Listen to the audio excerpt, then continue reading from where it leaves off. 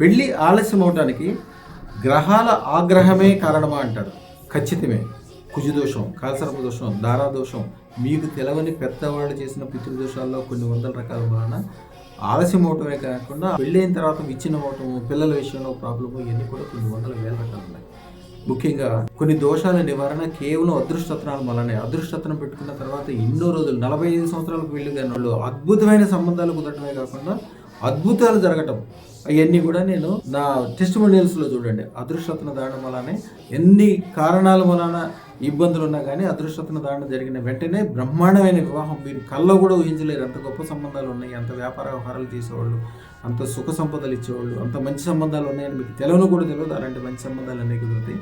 అదృష్టతను ధారణ చేయండి, అద్భుతమైన సంబంధాలు పొంది చక్కగా వివాహం చేసుకోండి. శుభం భూయాత్, శుభం భూయాత్, శుభం భూయాత్. వీరు ముచ్చెర్ల చంద్రశేఖర్ గారు, వీరి తండ్రి గారి పేరు రామస్వామి గారు, కడప జిల్లా బద్వేల్.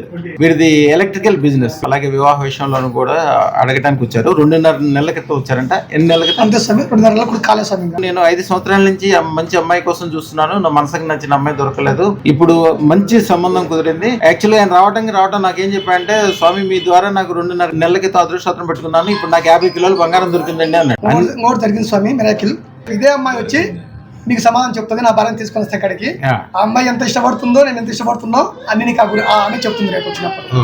టైం ఎక్కువ లేదు, జనవరి 1 వచ్చేస్తాను గురించి మా భార్యను తీసుకొని. అదే నీకు సాక్ష్యం. మా ఛానల్ కు లైక్, షేర్, సబ్స్క్రైబ్ చేయండి.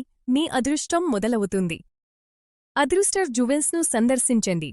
AS రావు నగర్, కాప్రా, హైదరాబాద్.